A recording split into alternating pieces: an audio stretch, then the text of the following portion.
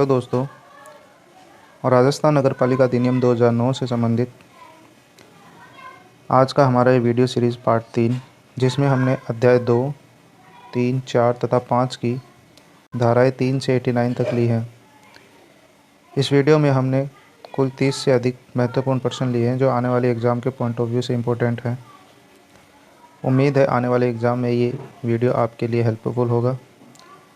इस वीडियो में जो क्वेश्चन लिए गए PDF फाइल का लिंक आपको वीडियो के डिस्क्रिप्शन में मिल जाएगा। अगर वीडियो अच्छा लगता है तो आप इसे लाइक शेयर ज़रूर करें। इसी के साथ अगर आप हमारे चैनल पर नए हैं तो चैनल को सब्सक्राइब करना न भूलें। तो चलिए शुरू करते हैं आज का हमारा ये वीडियो, राजस्थान नगर पालिका अधिनियम वीडियो सीरीज़ पार्ट 3।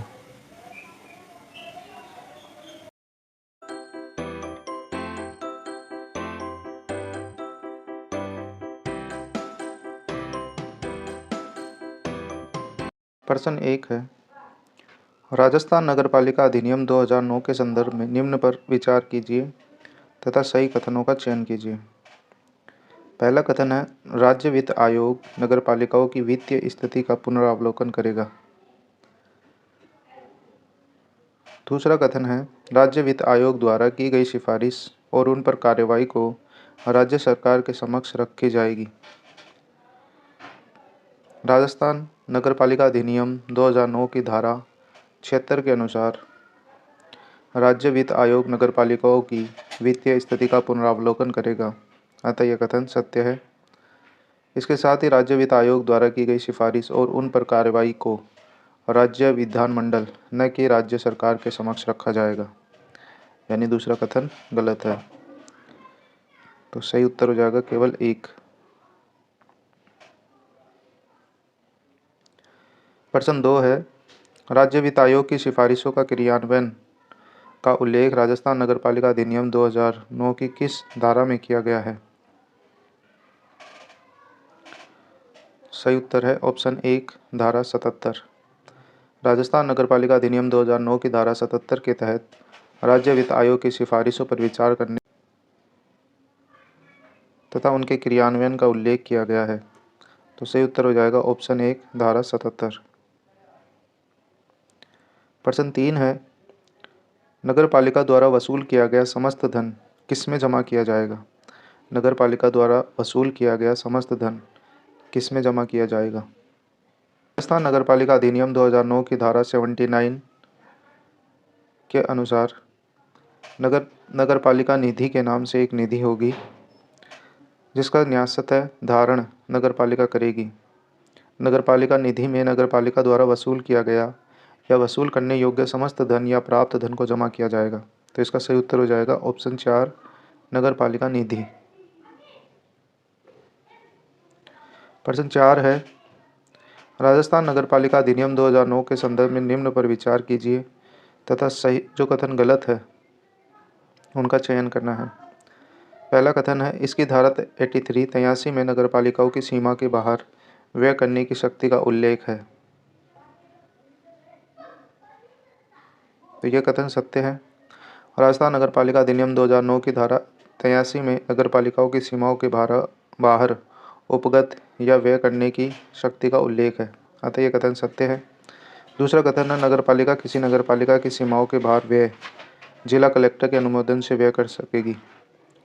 यह कथन गलत है। इसके लिए नगरपालिका को राज्य सरकार से अनुमोदन लेना होगा, न कि जिला कलेक्टर से। तो ये कथन गलत है। हमें गलत कथन का चयन करना है, इसलिए उत्तर हो जाएगा ऑप्शन 2। केवल दूसरा कथन गलत है, अतः उत्तर हो जाएगा केवल 2। प्रश्न 5 है, किसी लेखा शीर्ष के अधिशेष धन को यदि किसी अन्य लेखा शीर्ष में अंतरित नहीं किया गया है तो ऐसे धन का विनियोजन कहाँ किया जा सकता है?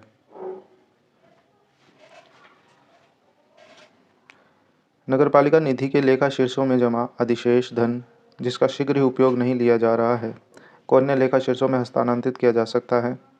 इसके लिए वाणिज्यिक परियोजना लेखा में जमा धन को सामान्य लेखा में हस्तांतरित नहीं किया जा सकता तथा उपयुक्त अधिशेष धन के अलावा अन्य अधिशेष धन को सरकारी प्रतिभूतियों में या लघु बचत योजनाओं में निवेश किया जाएगा या अधिशेष धन को ब्याज पर अनुसूचित बैंक में जमा कराया जाएगा। अतः ये तीनों ऑप्शन सही है। उपयुक्त सभी, यानी ये तीनों ही कार्य किए जा सकते हैं अधिशेष धन के लिए। प्रश्न 6 है, राजस्थान नगरपालिका अधिनियम 2009 के संदर्भ में सूची 1 यानी धारा तथा सूची 2 यानी संबंधित प्रावधान का मिलान करना है। धारा 80 जो है वो नगरपालिका निधि का उपयोग है, यानी ऑप्शन 3। धारा 85 है लेखाओं का प्रचालन यानी 2, 1। धारा 86 है अधिशेष धन का विनिधान या विनिवेश यानी 4। धारा 89 है बजट अनुदान को परिवर्तित करने की शक्ति यानी 2। तो 4, 1 इसका सही उत्तर हो जाएगा 3, 1, 4, 2 ऑप्शन 1 सही उत्तर हो जाएगा ऑप्शन 1। अगला प्रश्न है, नगरीय गरीबों को आधारभूत सेवा निधि में नगरपालिका के वार्षिक बजट अनुदान का कितना प्रतिशत होगा। नगरपालिका के वार्षिक बजट में गरीबों का आधारभूत सेवा निधि में कितना प्रतिशत होगा। सही उत्तर है 25%, कम से कम 25%, ऑप्शन 3। राजस्थान नगरपालिका अधिनियम 2009 की धारा 89A में नगरीय गरीबों का आधारभूत सेवा निधि का गठन का प्रावधान है। इसके लिए वार्षिक बजट का कम से कम 25% इस उद्देश्य के लिए आरक्षित किया जाएगा। सही उत्तर हो जाएगा ऑप्शन 3, कम से कम 25%।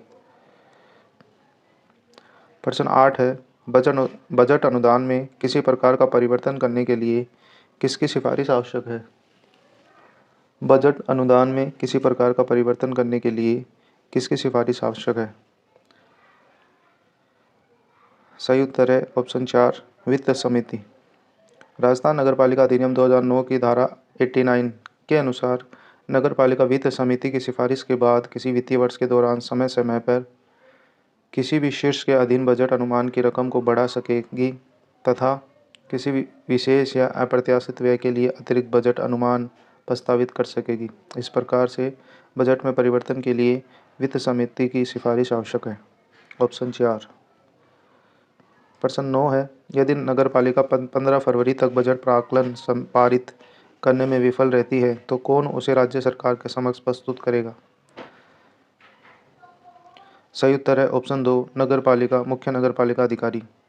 यदि नगरपालिका बजट प्राक्कलन पारित करने में विफल रहती है तो मुख्य नगरपालिका अधिकारी 28 फरवरी से पूर्व राज्य सरकार को बजट प्रस्तुत करेगा और राज्य सरकार द्वारा बजट को पारित माना जाएगा। और सही उत्तर है ऑप्शन 2, मुख्य नगरपालिका अधिकारी। प्रश्न 10 है, नगरपालिका द्वारा बजट प्राक्कलन स्वीकार करने के पश्चात उसकी प्रति किसको भेजी जाएगी। सही उत्तर है ऑप्शन 1, निदेशक स्थानीय निकाय के माध्यम से राज्य सरकार को। नगरपालिका अधिनियम 2009 की धारा 88 के अनुसार नगरपालिका बजट प्राक्कलन पर विचार करेगी और प्रत्येक वर्ष के 15 फरवरी से पहले बजट पारित करेगी और इसकी एक प्रति निदेशक स्थानीय निकाय के माध्यम से राज्य सरकार को प्रस्तुत करेगी। सही उत्तर है ऑप्शन 1। प्रश्न 11 है, नगरपालिका द्वारा प्रत्येक वर्ष बजट कब पारित किया जाएगा। इसका सही उत्तर है ऑप्शन 2, 15 फरवरी से पहले। प्रश्न 12 है, किसके संबंध में राज्य सरकार के पूर्व अनुमोदन के बिना बजट में कोई प्रस्ताव सम्मिलित नहीं किया जाएगा। राज्य सरकार के पूर्व अनुमोदन के बिना नगरपालिका के बजट में निम्नलिखित संबंध में कोई प्रस्ताव शामिल नहीं किया जाएगा। पहला है नए पदों का सृजन या रिक्त पदों को भरना, नए वाहन खरीदना, स्थायी संपत्तियों को खरीदना, किसी प्राइवेट संस्था या व्यक्ति को अनुदान देना। अतः निजी किसी प्राइवेट संस्था या व्यक्ति को अनुदान देना, किसी व्यक्ति को अनुदान देना। अतः ये चार सभी इस प्रस्ताव में इसमें इन सब किसी को भी शामिल नहीं किया गया है। तो सही उत्तर हो जाएगा 1 2 3 4 5 6 सभी।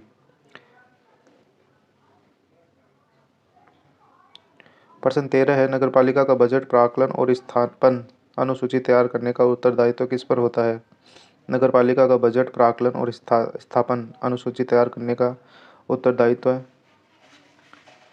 मुख्य नगरपालिका अधिकारी का होता है, यानी ऑप्शन 2। नगरपालिका अधिनियम 2009 की धारा 87 के अनुसार मुख्य नगरपालिका अधिकारी द्वारा प्रत्येक वर्ष में 15 जनवरी से पहले आगामी वित्तीय वर्ष के लिए बजट बनाया जाएगा। इसके साथ ही वह नगरपालिका की स्थापना अनुसूची भी तैयार करेगा। तो इसका सही उत्तर हो जाएगा ऑप्शन 2, मुख्य नगरपालिका अधिकारी। प्रश्न 14 है, राजस्थान नगरपालिका अधिनियम 2009 की किस धारा में विशेष प्रयोजन के लिए नगरपालिका निधि का अनन्य उपयोग का प्रावधान किया गया है? राजस्थान नगरपालिका अधिनियम 2009 की धारा 84 में विशेष प्रयोजन के लिए नगरपालिका निधि का अनन्य उपयोग का उल्लेख किया गया है। सही उत्तर है ऑप्शन 3, धारा 84। प्रश्न 15 है,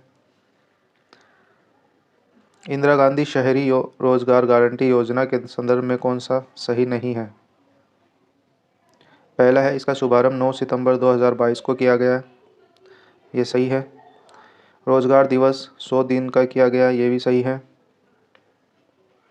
आयु पात्रता 18 से 40 वर्ष, यह कथन गलत है, क्योंकि इसकी जो पात्रता है वह 18 से 60 वर्ष है, न कि 40 वर्ष। इसी तरह से व्यय राशि जो है वो 800 करोड़ रुपए है, ये भी सत्य है। तो इसका जो गलत कथन है वह ऑप्शन सी, पात्रता जो है वो 18 से 60 वर्ष, न कि 18 से 40 वर्ष। सही उत्तर हो जाएगा सी। प्रश्न 16 है, राजस्थान नगरपालिका अधिनियम 2009 की धारा 56 के अनुसार कार्यपालक समिति के अलावा किसी अन्य समिति में अधिकतम कितने बाहरी सदस्य नियुक्त किए जा सकते हैं? कार्यपालक समिति को छोड़कर विशेष ज्ञान रखने वाले अन्य व्यक्तियों को अन्य समितियों में नियुक्त किया जा सकता है। इसके लिए सदस्यों की कुल संख्या के कम से कम आधे सदस्यों का संकल्प आवश्यक है, लेकिन किसी समिति में इस प्रकार नियुक्त व्यक्तियों की संख्या समिति के कुल सदस्यों की संख्या का 1/3 से अधिक नहीं होगी। तो इसका सही उत्तर है ऑप्शन 2, समिति के सदस्यों की कुल संख्या के 1/3, ऑप्शन 2। प्रश्न 17 है, राजस्थान नगरपालिका अधिनियम 2009 के संदर्भ में नगरपालिका का हर सदस्य किसके समक्ष शपथ लेता है? सही उत्तर है ऑप्शन 1, राज्य सरकार द्वारा नियुक्त प्राधिकृत अधिकारी। राज्य सरकार द्वारा नियुक्त प्राधिकृत अधिकारी के समक्ष प्रत्येक अध्यक्ष और सदस्य नगरपालिका की पहली बैठक के 1 महीने के भीतर शपथ लेंगे। इसका सही उत्तर है ऑप्शन 1।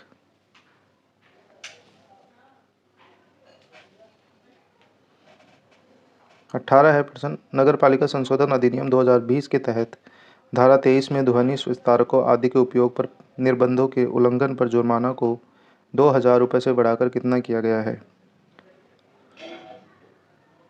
सही उत्तर है ऑप्शन 4, 5000 रुपये।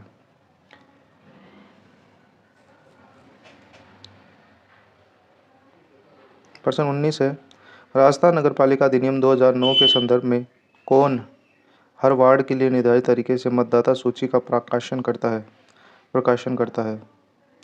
सही उत्तर है ऑप्शन 3, निर्वाचक पंजीकरण अधिकारी।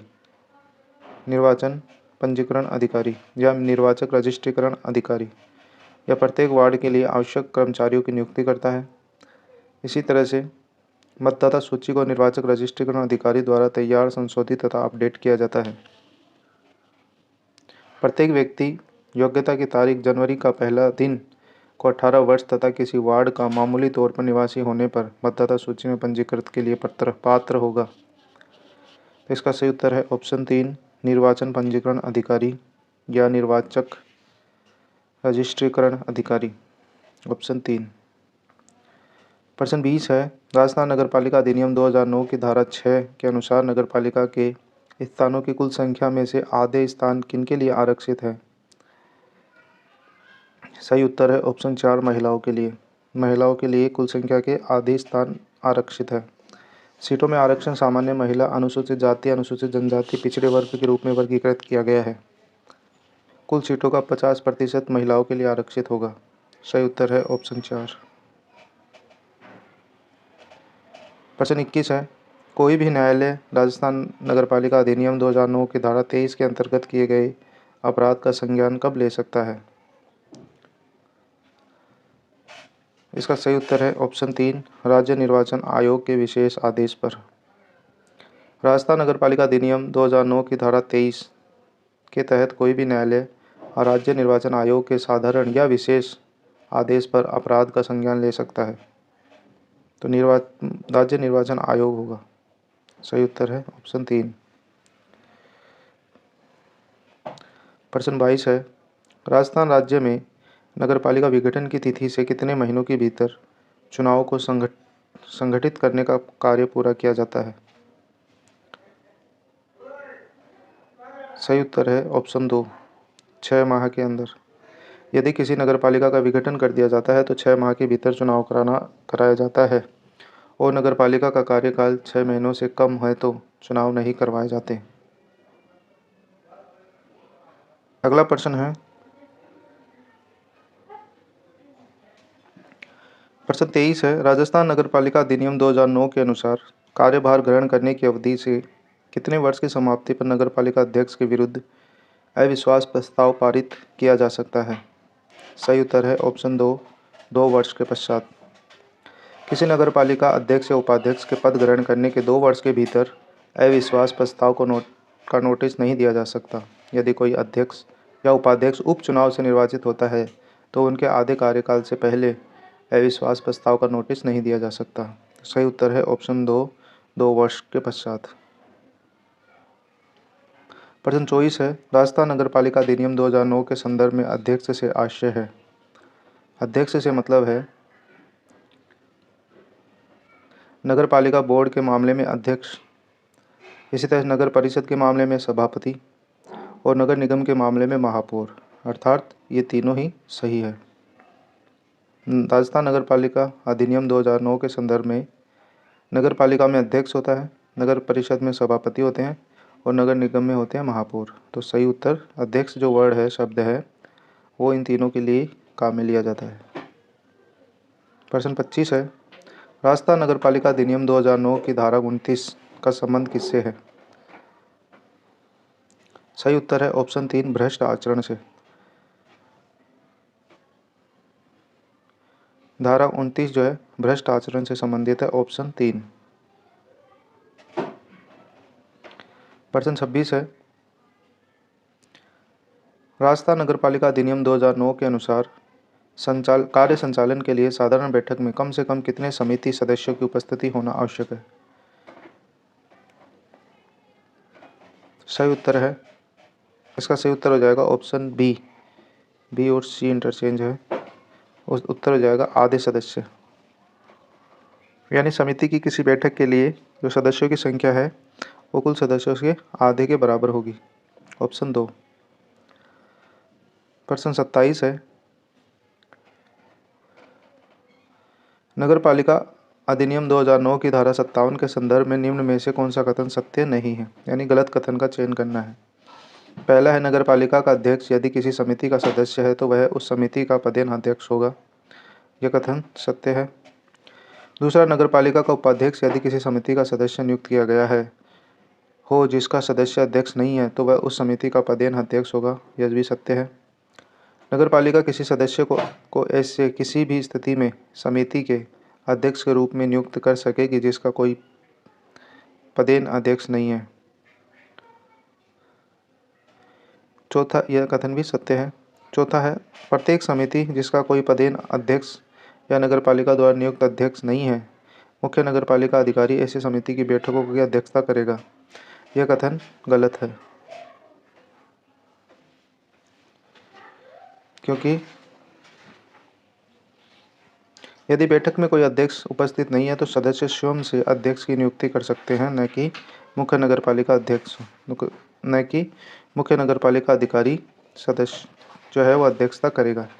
ये कोई आवश्यक नहीं है, सदस्य अपने में से ही किसी को अध्यक्ष नियुक्त कर सकते हैं। तो इसका सही उत्तर हो जाएगा ऑप्शन 4। प्रश्न 28 है, कार्यपालक समिति का पदेन सचिव कौन होता है? कार्यपालक समिति का पदेन सचिव। इसका सही उत्तर है ऑप्शन 3 मुख्य नगरपालिका अधिकारी।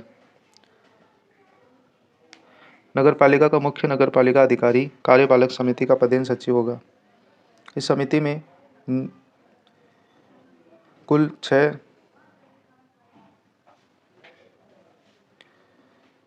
प्रकार के सदस्य होंगे। पहला है नगरपालिका का अध्यक्ष, दूसरा उसका उपाध्यक्ष, तीसरा विपक्ष का नेता, चौथा है नगर निगम या नगर परिषद के मामले में इनमें 7 सदस्य होंगे जिनमें 2 महिलाएं होंगी। नगरपालिका बोर्ड के मामले में नगरपालिका बोर्ड द्वारा निर्वाचित अधिकतम 5 सदस्य होंगे। इस नगरपालिका का मुख्य नगरपालिका अधिकारी जो है वो कार्यपालक समिति का पदेन सचिव होगा। तो सही उत्तर हो जाएगा ऑप्शन 3। प्रश्न 29 है, राजस्थान नगर पालिका अधिनियम 2009 की धारा 75 के अंतर्गत किसे संबोधित किया गया है? राजस्थान नगरपालिका अधिनियम 2009 की धारा 75 में नगरीय भूमि और संपत्तियों के अभिलेखों का संधारण का प्रावधान है। नगरीय भूमि और संपत्तियों के अभिलेखों का संधारण, ऑप्शन 4। प्रश्न 30 है, राजस्थान नगरपालिका अधिनियम 2009 की धारा 70 के अंतर्गत कौन भूमि अधिग्रहण का अधिकारी है?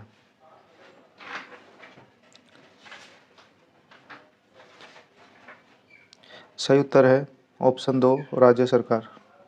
राजस्थान नगरपालिका अधिनियम 2009 की धारा 70 के तहत नगरपालिका के अनुरोध पर राज्य सरकार किसी भूमि को अनिवार्य अधिग्रहण करेगी।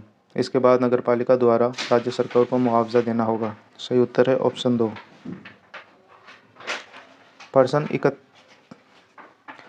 31 है, राजस्थान नगरपालिका अधिनियम 2009 की धारा 87 के अनुसार नगरपालिका को कौन बजट प्राक्कलन प्रस्तुत करता है?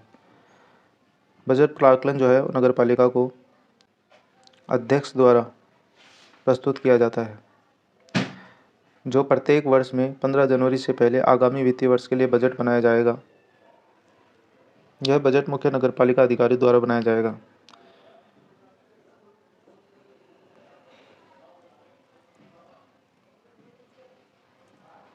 बजट 31 जनवरी से पहले अध्यक्ष द्वारा प्रस्तुत किया जाएगा तथा प्रत्येक वर्ष 15 फरवरी से पहले नगरपालिका द्वारा पारित किया जाएगा। तो सही उत्तर है ऑप्शन 1 अध्यक्ष द्वारा। प्रश्न 32 है, नगरपालिका बजट प्राक्कलन में निम्न में से किस प्रस्ताव को शामिल करने के लिए राज्य सरकार का पूर्व अनुमोदन आवश्यक है?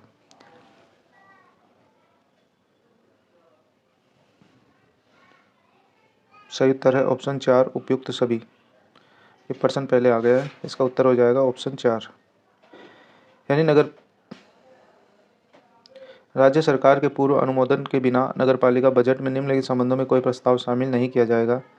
नए पद के सृजन या रिक्त पदों को भरना, नए वाहन खरीदना, स्थायी संपत्तियों को खरीदना, किसी प्राइवेट संस्था या व्यक्ति को अनुदान देना। तो सही उत्तर है ऑप्शन 4। प्रश्न 33 है, प्रश्न 33 है, राजस्थान नगरपालिका अधिनियम 2009 की अध्याय 5 का शीर्षक क्या है? सही उत्तर है नगरपालिका वित्त और नगरपालिका निधि, धारा 76 से 89 तक। सही उत्तर है ऑप्शन 2।